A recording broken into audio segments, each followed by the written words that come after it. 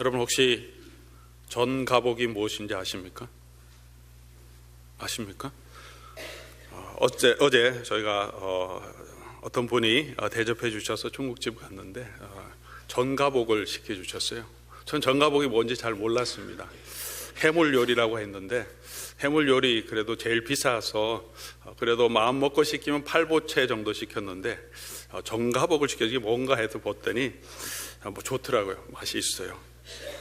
전가복이 뭔가 물어봤더니 해물에 제일 좋은 요리다 그래서 저는 전복, 가리비, 스캘롭하고 보거 뭐 3가지 섞은 요리인가 그렇게 생각했더니 전가복, 온 가족이 복을 얻는 음식, 그래서 영어로는 해피 패밀리 밀이라고 그렇게 적어놨더라고요. 전가복, 온 가족이 다 모여서 저녁에 함께 모여서 같이 먹으면서 즐거움을 누리는 것. 그래서 바다의 진미, 산에 있는 진미, 땅에 나는 음식 중에 좋은 것들을 다 모아서 가장 좋은 재료로 만들어서 그렇게 내어놓은 음식, 그렇게 유래가 되었다고 조금 찾아보니 그렇더라고요. 그래서 좋은 음식으로 하루 종일 고생했던 모든 가족들이 함께 와서 먹는 음식, 전가복입니다. 전가복을 시키려면 대가를 지불해야 합니다. 비싸죠. 그러나 전 가족이 행복하려고 하면 더 큰 대가를 지불해야 합니다. 전가복 시키는 돈 정도가 아니라 섬김과 사랑과 돌봄이 있어야 합니다. 땀과 눈물과 수고가 있어야 합니다. 행복은 그냥 얻어지는 것이 아니기 때문입니다. 나쁜 일이나 악한 일을 하면 그 대가를 치러야 한다고 우리가 말하지만, 또 어떤 좋은 일을 이루려고 하면, 행복을 이루고 성공을 하려고 하면 그 대가를 지불해야지 그것을 이룰 수 있습니다. 생활의 달인이라는 프로그램을 보면 많이 감동을 주는 것은 이 달인으로 나오는 분들이 20년, 30년 동안 그 한 가지 일에 자기 인생을 걸고 최선을 다했다는 것입니다. 어떤 분들은 어엿한 세상에 내놓을 만한 성공을 이룬 분도 아닙니다. 어떤 사람 평생 이발한 사람도 있고, 여전히 작은 이발소에서 계속 이발하고 계신 분도 계시고, 연장을 만드는 분도 계시고, 어떤 데는 보니까 다슬기 빼는 일에 그 달인, 바늘을 끼워갖고 다슬기 이렇게 빼는 그런 일을 하는 사람도 있습니다. 옛날 고생하던 일을 생각하면서, 그동안 살아왔던 일을 생각하면서 다들 눈물을 흘리면서 자기 고생했던 일을 이야기합니다. 지금은 어느 정도는 살게 되었지만 그만한 삶을 이루어 가는데도 그동안의 눈물과 고생이 모두 있었기 때문에 그 정도의 삶을 살게 되는 것을 우리가 볼 수 있습니다. 교회의 삶도 마찬가지입니다. 음식을 식당에서 대접하는 것도 귀한 섬김인데, 집에서 가정을 오픈하고 음식을 준비해서 또 성도들을 대접하는 것은 참 더 귀한 섬김이죠. 우리 부인 집사님들이나 권사님들은 가정을 이루어 가시는 분은 잘 알겠지만, 가정을 오픈해서 음식을 준비하는 건 메뉴 선정해야 되죠. 시장도 봐야 되죠. 요리해야 되죠. 그것뿐만 아니라 집 다 청소해야 되죠. 정리해야 되죠. 일이 얼마나 많습니까? 그래서 조금 더 편하게 식당에서 섬길 수 있지만, 가정을 오픈하고 또 함께 음식을 준비해서 나누는 것, 그렇게 희생과 섬김, 땀과 수고가 없으면 그런 사랑을 나눌 수가 없죠. 그렇게 섬기는 우리 포도원 지기들, 또 산지기들, 또 성도님들이 많이 있어서 감사합니다. 자기 집을 먼저 포도원 지기라고 오픈하고 음식을 가지고 준비해서 이렇게 봉사하는 그런 일을 통하여서, 그런 눈물과 수고가 있기 때문에 공동체가 세워지고 사람들이 위로와 격려를 받게 되는 것 같습니다. 예수님의 제자로 살아가는데도 분명한 대가가 치루어져야 합니다. 대가를 지불해야 합니다. 지난주 우리 말씀을 통하여서 12제사를 파송하실 때 예수님께서 그 나가는 제자들의 사명, 어떤 자세로 가야 하는지를 우리에게 말씀해 준 내용을 보았습니다. 분명한 대가가 있습니다. 3가지로 요약하면, 여행을 위해서 나아갈 때 필요한 것까지도 그거 다 챙기지 말고 하나님을 의지하고 나가라. 지팡이와 신만 짚고 그냥 가라. 다 챙겨서 갈 시간 있는 대로 그대로 가고, 모든 것은 하나님 앞에 맡겨라. 그리고 어느 곳을 가든지 그곳에 유하라. 있는 곳에 그냥 만족하면서 하나님이 주신 공급하는 그것으로 감사하라. 좋으면 좋은 대로, 또 조금 불편하면 불편한 대로. 그리고 떠날 때는 영접하지 않는 사람이 있다면 발의 신을, 먼지를 떨어버리라. 과거의 상처에 집착하지 말고 털어버리고 계속해서 앞으로 가라. 예수 그리스도를 따르는데 제자의 사명, 선교적인 사명을 감당하는데 이런 각오가 있어야 합니다. 그렇게 하니까 열매가 나타났습니다. 예수님께서 권능도 부여해 주시고 그렇게 하니까 오합지졸 같은 제자들이었지만 그들의 사역을 통해서 변화가 나타났습니다. 병고침과 귀신이 떠나가는 역사도 나타났습니다. 수고하니 그 결과가 나타나니까 제자들이 얼마나 기뻤겠습니까? 자기는 부족하다고 생각했는데 두려운 마음으로 나갔는데 많은 열매가 나타나니까 얼마나 감사했겠습니까? 6장 30절 오늘 읽지는 않았지만 29절까지 읽었지만 30절 보면 사도들이 예수께 모여 자기가 행한 것과 가르친 것을 낱낱이 고하니 얼마나 신나서 돌아왔겠습니까? 여기서는 기록하지 않지만 누가복음 10장에 보면 70인을 파송했을 때 70인이 다시 돌아와서 예수님께 고백하는 내용이 나오는데 70인이 기뻐하며 돌아와 이르되 주여 주여 주의 이름으로 귀신들도 우리에게 항복하다이다. 얼마나 기뻤겠습니까? 기뻐하며 돌아와서 귀신들도 떠납니다. 그래서 아주 익사이먼트를 가지고 돌아왔습니다. 오늘 아마 12 제자들도 마찬가지입니다. 낱낱이 고했다니까 베드로가 이 얘기하니까 안드레는 나는 이런 일이 있었습니다. 빌립은 이런 일이 있습니다. 아마 그렇게 간절한 기쁨으로 예수님께 보고했을 것입니다. 섬김에 아름다운 열매가 있습니다. 각오하고 순종하고 나아가면 그곳에 아름다운 역사가 나타나게 됩니다. 지난 밝은 달의 단기 선교팀이 땀을 흘리고 수고하고 가서 봉사한 아름다운 열매가 있습니다. 멕시코 단기팀에 또 1일 선교에 참여하고 엔시나다까지 내려오지만 갔다 오는 길이 대부분이지만 2-3시간 섬기는 그 섬김의 삶에도 보람이 있고 또 위로가 있습니다. 매주마다 토요일마다 양로병원을 봉사하는 일을 합니다. 수고스럽지만 준비해야 되지만 휴일을 조금 세크리파이스하고 나가지만 그렇게 봉사하고 섬기는 분들 마음속에 기쁨과 즐거움이 있습니다. 땀을 흘리고 수고할 때 그 열매를 보고 우리가 기뻐합니다. 돈을 주지 않아도 상을 주지 않아도 나의 섬김을 통해서 기뻐하고 또 변화되고 치유되고 또 그런 사람을 보는 것이 복음을 위해 수고하는 사람들의 가장 큰 상급이 아니겠습니까? 힘들지만 얼마나 감사한 일입니까? 힘든 것은 당연한데 그 힘든 것을 통해서 또 애씀을 통해서 하나님의 교회가 세워지고 또 주의 복음과 주의 사랑이 전파되는 그 모습을 우리가 보게 하십니다. 그런데 이 제자들이 그런 일을 감당했고 돌아와서 예수님께 보고했는데 그 사이에 왜 세례 요한의 죽음, 헤롯이 세례 요한의 목베임 이 사건을 기록하고 있습니까? 오늘 6장 13절 말씀 보면 많은 귀신을 쫓아내며 병자에게 기름을 발라 고치더라. 그리고 6장 30절로 가면 사도들이 예수께 모여 자기가 행한 것을 가르친 것을 낱낱이 고하니 이렇게 하면 이 내용 오늘 읽었던 14절과 29절을 싹 빼도 아주 본문이 아주 자연스럽게 연결되는 것을 알 수 있습니다. 13절이 바로 6장 30절로 바로 연결돼도 전혀 이상한 것이 없습니다. 고치더라. 사도들이 예수께 모여 다시 돌아와서 자기가 행한 것을 낱낱이 고하니 그렇게 진행되는 것이 자연스러운데 이 구조를 보면 거기다가 세례 요한이 목베인 사건들을 억지로 집어넣어 놨습니다. 의미가 있는 것입니다. 왜 하필 여기다가 세례 요한이 목베인 이 사건을 기록해 놓았겠습니까? 세례 요한의 이 목베임 당함은 예수님의 십자가의 죽음의 전주곡입니다. 예수님의 십자가의 죽음의 전주곡뿐만 아니라 궁극적으로 예수님의 제자들도 이 땅에서 당해야 하는 고난의 전주곡입니다.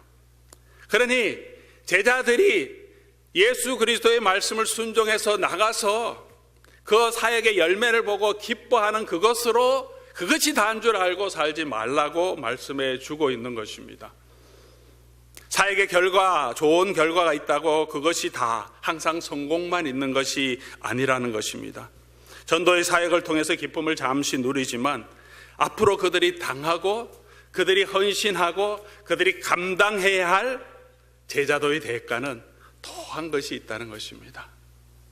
그것으로 끝나는 것이 제자도의 전부가 아니라고 말합니다. 어느 정도 수고와 또 봉사를 통해서 기쁨을 누리지만 그 정도로 제자도가 끝나는 것이 아닙니다. 오늘 이 이야기를 통해서 헤롯이 세례 요한을 목벤 이 사건을 통해서 우리에게 주시는 메시지가 무엇이겠습니까? 첫 번째는 세상은 복음을 반대한다는 것입니다. 갈릴리의 가장 부귀한 사람들, 귀인들, 천부장들, 그리고 갈릴리를 다스리는 분봉왕이었던 헤롯과 그의 아내인 헤로디아가 세례 요한과 그의 메시지를 반대합니다. 예수님의 제자로 산다는 것, 예수님을 순종하면서 예수님을 따르는 사람으로 이 땅에 살아갈 때 세상은 그 사람을 환영해주고 칭찬해주고 늘 격려해주는 것은 아니라는 것을 우리가 알아야 합니다. 제자로 사는 것이 언제나 꽃길이 아니다. 순종하고 순종하는 그 대가를 지불하면 반드시 좋은 결과가 오는 것도 아니다. 자기의 생을 다해서 예수 그리스도를 준비하고 메시지를 선포했던 세례 요한의 마지막을 우리에게 보여줍니다. 술자리 여흥의 값으로 그렇게 그의 목이 베어져서 소반에 담아서 술자리 춤췄던 여하에 전해지는 그런 인생을 당하게 됩니다. 그런 고난과 그런 박해를 당하게 된다는 것을 기억해야 합니다. 세상에는 다양한 반대 세력이 있습니다. 헤롯 왕과 같은 사람도 있습니다. 헤롯 왕이 반대하긴 했지만 이 헤롯 왕은 예수님이 태어나실 때 있었던 헤롯 대제, 헤롯 더 그레이트라고 하는 그 사람이 아니라 그의 아들입니다. 헤롯이 죽고 헤롯 대왕이 죽고 난 다음에 그 왕을 그 헤롯이 다스리는 나라를 네 부분으로 나누어졌습니다. 아켈라오는 남방을 다스리고 이렇게 나누어졌는데 이 헤롯 안디바라고 하는 지금 본문에 나오는 이건 헤롯 아들 헤롯 안디바인데 갈릴리와 베레아 지방을 다스리는 왕이었습니다.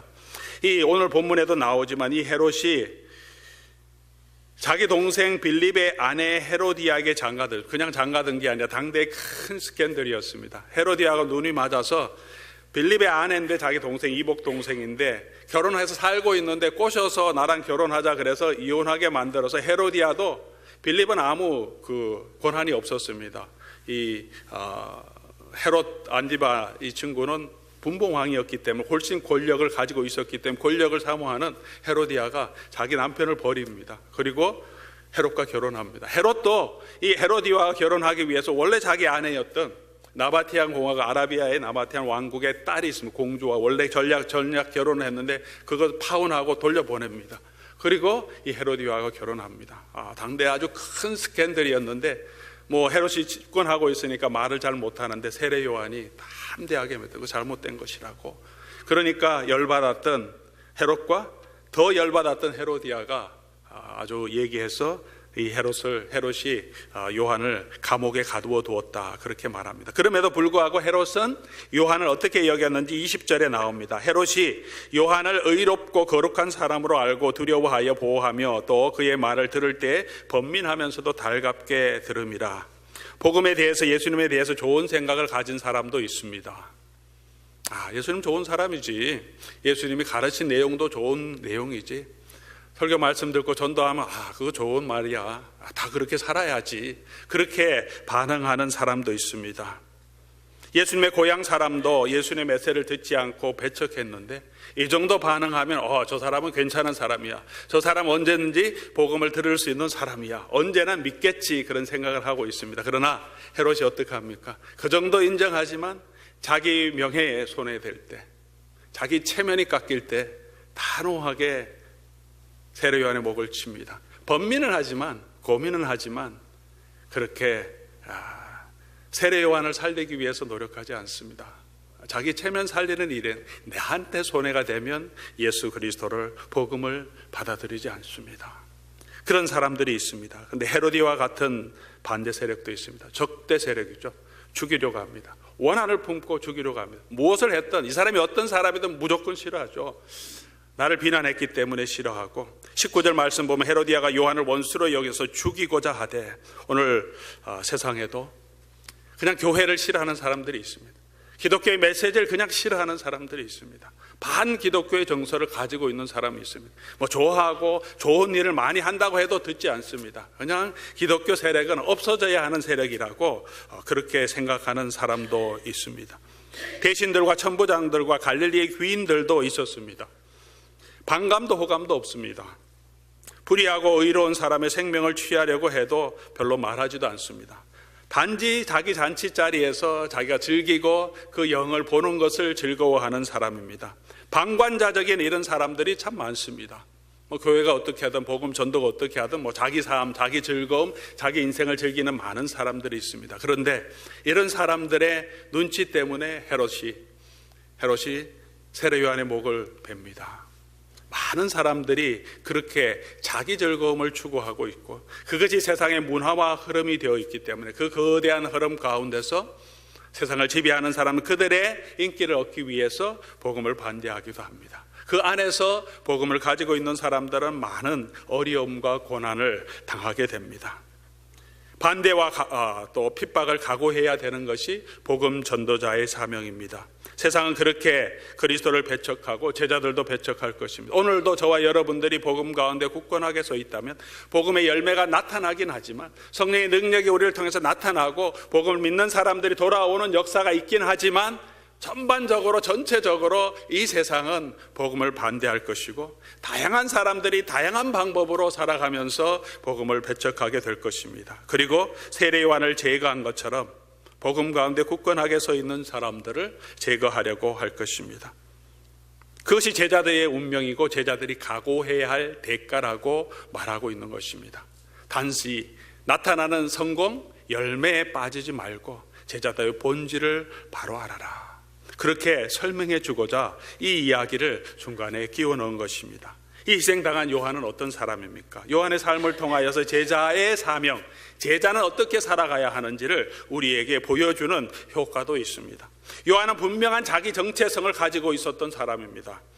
장로에서 외치는 자의 소리라고 자기 존재를 인정했습니다. 그렇게 이해했습니다. 그리스도를 예비하는 사람으로 그는 자기를 생각했습니다. 그 뒤에 오는 자의 신발끈 풀기도 감당치 못할 그리스도의 종으로 생각했습니다. 수많은 사람이 그를 따랐습니다.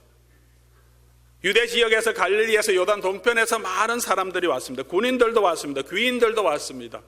제사장들도 세례 요한에 와서 회개하며 세례 요한의 세례를 받았습니다. 많은 사람들이 그가 선지자가 아닌가 생각하고 그가 거룩한 하나님의 선지자로 메시아로 생각하는 사람도 있습니다. 엘리야의 영을 가진 엘리야가 다시 살아난 거룩한 선지자로 가장 구약 성경에 그렇게 유명하고 능력 많았던 엘리야와 같은 선지자로 인정해 주었습니다. 그런데 그런 인정함에 세례 요한은 빠지지 않습니다. 잘 되니까 성공하니까 교만하지 않습니다. 끝까지 그런 자기 정체성을 분명하게 붙들고 있습니다. 나는 광야에 외치는 자의 소리다.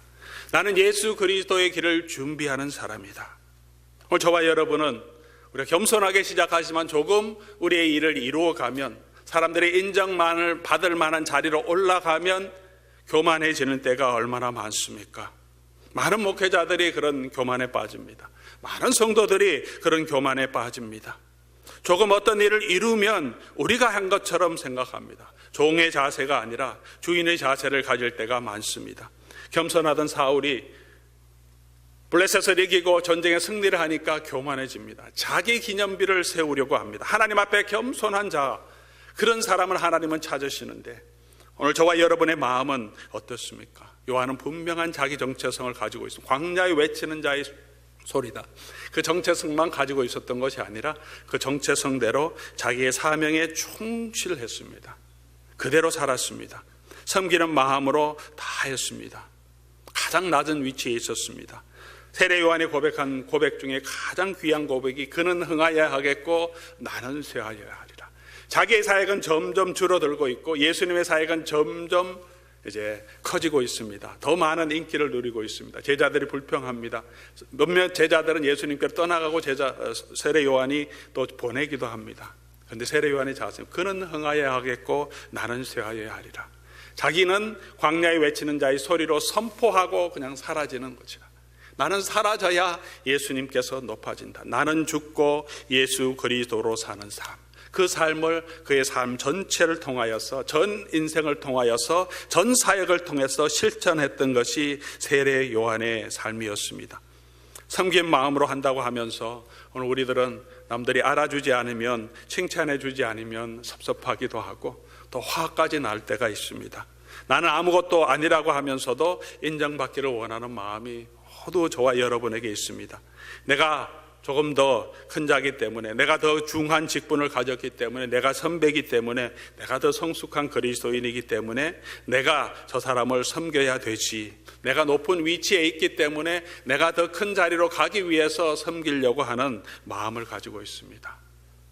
그것이 예수님께서 우리에게 요구하시는 사역입니까? 예수님은 우리가 더 크기 때문에 섬기는 자로 가는 것이 아니라 우리가 낮아지는 자리로, 종의 자리로 그렇게 서라고 합니다.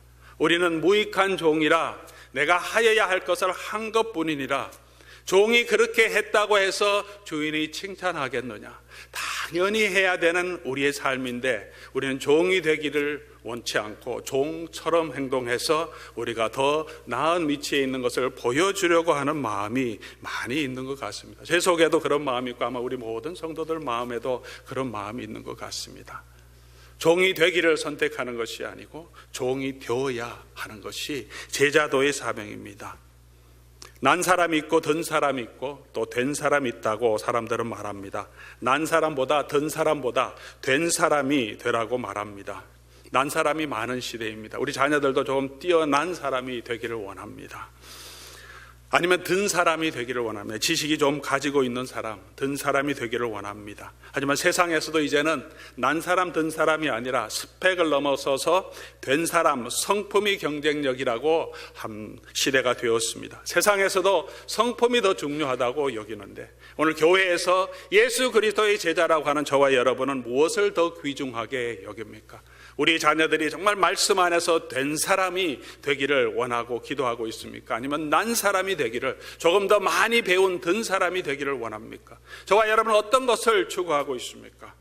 우리는 정말 그리스도의 성품을 가진 그런 사람으로, 그런 정체성을 가지고 성도로서 거룩한 하나님의 백성으로서 이 땅에 살아가고 있습니까? 예수 그리스도의 제자로 살아가고 있습니까? 예수 그리스도의 도움으로 이 땅에서 내가 원하는 것을, 성공을 이루기 위해서, 추구하기 위해서 살아가고 있습니까? 우리는 소모품이 되기를 싫어합니다. 그러나 우리가 너무 많은 소모품을 사용합니다. 일회용품 우리가 얼마나 많이 사용하는지 모릅니다.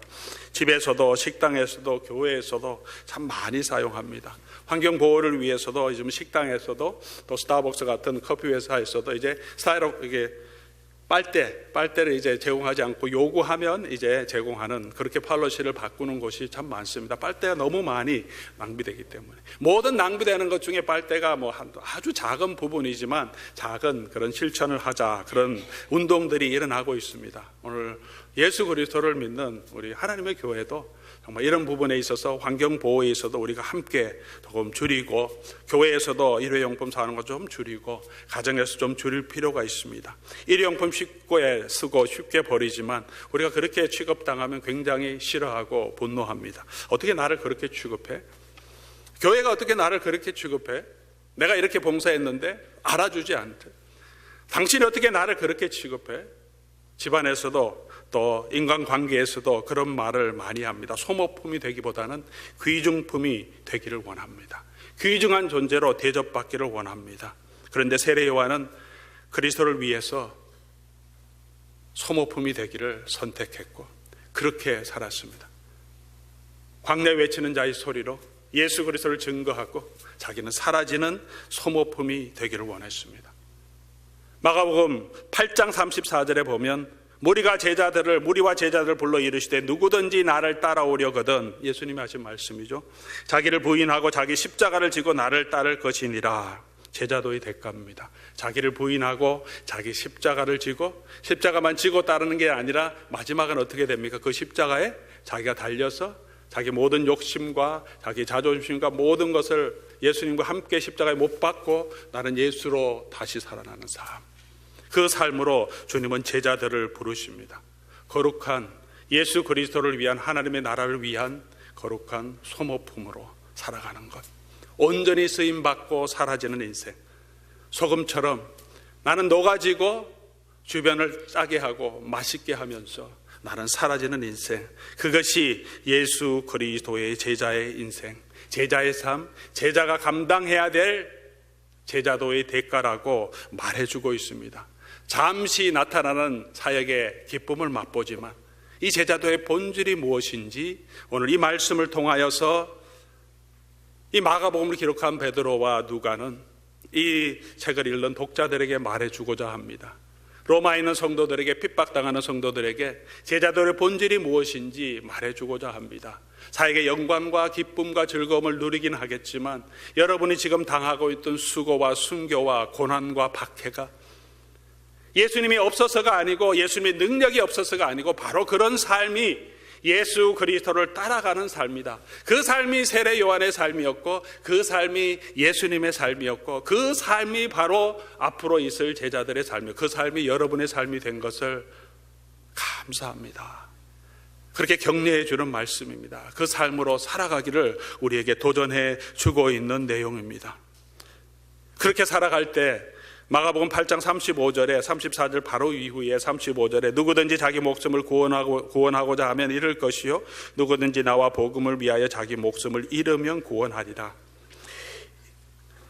나와 복음을 위하여 자기 목숨을 잃으려고 하면 그런 동기만 가지고 있는 것이 아니라 잃으면, 완전히 내어놓으면 누가 구원해 줍니까? 예수님께서 구원해 주신다고 말씀하십니다. 이 땅에서 우리의 삶이 온전히 주님 앞에 드려질 때 주님께서 저와 여러분을 높이시고 주님께서 저와 여러분에게 상급을 주십니다. 이 땅에서는 그 상급이 드러나지 않을 수도 있습니다. 오늘 세례 요한의 모습처럼 우리의 마지막은 예수 그리스도를 위해서 온전히 섬겼는데도 교회가 알아주지 않을 때도 있습니다. 주변 사람이 알아주지 않을 때가 있습니다. 그 죽음이 아무도 알아주지 않고 술잔의 여흥의 대가로서 그렇게 목이 잘려지고 이 세상을 떠날 수도 있습니다. 그러나 그렇게 목숨을 버린 사람은 예수님께서 약속해 주시면 내가 그를 구원하겠다, 내가 그를 높이겠다, 내가 그를 영화롭게 하겠다 약속해 주셨습니다. 그 약속을 믿고 나아가는 것이 제자도의 사명이라고 우리에게 말씀해 주고 있는 것입니다. 오늘 저희 교회를 위해서도 수고하는 많은 분들이 있습니다. 봉사와 섬김에 무슨 귀천이 있겠습니까? 모든 것이 다 수고고 모든 것이 다 섬김입니다. 은사대로 우리가 하나님 앞에 수고해야 합니다. 그럼에도 불구하고 교회 사역위원회를 배치하고 또 사람을 세우고자 할 때 힘든 일이 있는가 봅니다. 잘 안 하려고 하는 위원회가 있습니다. 그런 팀들이 있습니다. 주방 봉사가 힘든 일입니다. 열심히 봉사해도 어떻게 우리는 참 음식 평가를 이렇게 몸에 입에 배워서 맛있니, 맛없니, 이러니 저러니, 국이 짜니, 싱겁니 그런 말들을 많이 합니다. 땀 흘리고 수고했는데 그런 말들을 얼마나 힘들겠습니까? 수고하는 일이 참 많습니다. 어렵고 힘든 일인데 내년에 다시 또 봉사하겠다고 자원해 준 분이 있어서 얼마나 감사한지 모릅니다. 주일 주방 식사를 위해서 토요일 아침에 와서 봉사하는 분들도 계시고 토요일 새벽 식사 담당해서 어떤 때는 사인 받아서 사인 해놨으니까 할 수 없이 하지도 마죠. 그래도 기쁨으로 또 준비해서 나와서 봉사하시는 많은 분들이 있습니다. 식품부에서도 김치 봉사에 참여하는 많은 분들이 있습니다. 다리 아프고 허리가 아프심에도 불구하고 기쁨으로 섬겨주십니다. 다 알아주지 못하지만 그런 봉사를 통하여서 우리가 예수 그리스도의 모습을 닮아가는 그런 성도의 삶을 살아가는 것 같습니다. 작은 일에서 우리 생명은 아니라 작은 일에서 남들이 힘들어하는 것, 조금 더 수고스러운 그 일을 내가 자원해서 감당하는, 내가 그 일을 감당하는 그것이 예수님이 원하시는 제자의 삶, 또 예수님이 원하시는 그런 성도의 삶이 아니겠습니까? 찬양대도 수고가 많습니다. 아침부터 일찍 와서 수고하지만 또 좀 더 힘든 것은 주차 봉사가 아닌가 생각합니다. 찬양대는 그래도 하려고 하는 사람도 있고 그런데 주차 봉사 항상 힘들 때가 많습니다. 누가 담당할 거냐? 사람들이 잘 주차장이 좁기 때문에 힘들죠. 해결되지 않는 문제입니다. 사람은 많고 주차장은 좁기 때문에 그 조율하고 안내하는 것이 쉽지 않습니다. 봉사해서 섬겨주신 분도 있고 새해에도 또 기쁨으로 봉사해서 이 일을 담당하겠다는 분이 있어서 얼마나 마음에 감동이 있는지 모릅니다. 힘든 자리 내가 먼저 내려가서 섬기는 마음, 그것이 오늘 세례 요한의 자세고 또 제자도의 작은 실천이 아니겠습니까? 그 실천이 없이 우리가 어떻게 우리의 생명을 주님 앞에 내어놓겠습니까? 우리의 명예를 주님 앞에 내어놓겠습니까? 우리의 돈을, 물질을 주님 앞에 내어놓겠습니까? 뻥이죠. 목숨을 내어놓겠다고 하지만 내가 당장 수고해야 될 한 걸음, 봉사해야 될 그 봉사가 없이 어떻게 우리의 목숨을 내어놓습니까? 예수 그리스도를 따르는 데는, 예수님의 제자가 되는 데는 대가가 필요합니다. 그래서 바뀐 날씨 좁습니다. 그래서 조금 더 일찍 오시는 분이 우리 RD 뒤나 이렇게 데니엘 뒤에 세우면 1분도 더 안 걸립니다. 조금 더 이렇게 봉사해 주시면, 미리 왔으니까 빈자리에 앉을 수 있지만, 당연한 것을 포기하고 섬기는 자세를 갈 때 하나님의 교회가 더 위로를 얻고 힘을 얻고, 또 저와 여러분이 예수 그리스도를 닮아가는 작은 실천을 해감으로써 우리의 인격이, 우리의 성품이 예수 그리스도를 닮아가는 삶으로 조금씩 변화되고, 또 그런 사람을 예수님께서 칭찬해 주실 줄 믿습니다.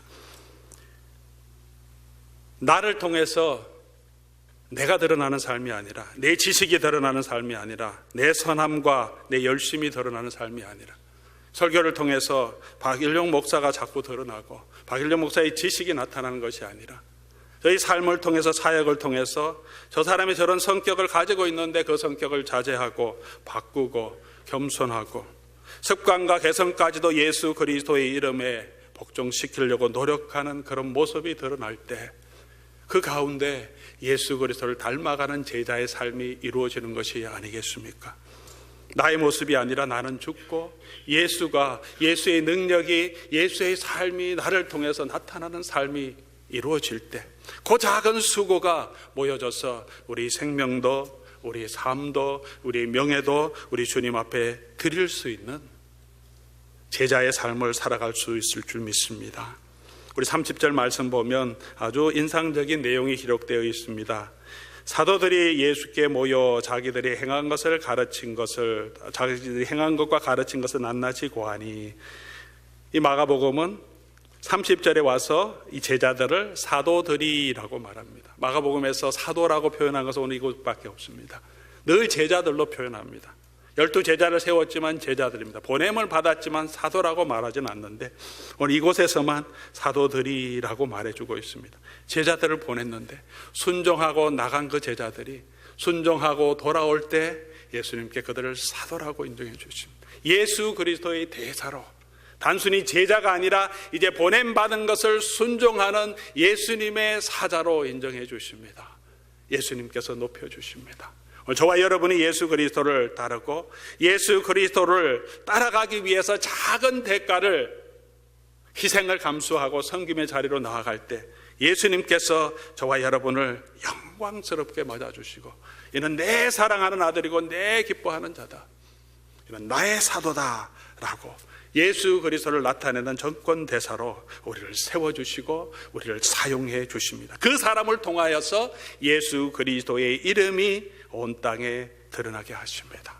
연약한 그들을 붙들어서, 부족한 우리들을 붙들어서 우리의 순종 가운데 하나님의 영광과 예수 그리스도의 능력이 이 땅에 드러나게 하기를 원하십니다. 그 주님의 뜻에 순종하는 저와 여러분 될 수 있기를, 그런 교회가 되기를 주님의 이름으로 축복합니다. 우리의 힘으로 할 수 있는 것이 아닙니다. 예수의 이름으로, 예수의 능력으로 감당할 수 있습니다. 계속해서 날마다 말씀을 묵상하며 예수 그리스도를 의지함으로 우리가 힘있게 능력있게 일어나서 예수 그리스도의 제자로 설 수 있기를 주님의 이름으로 축복합니다.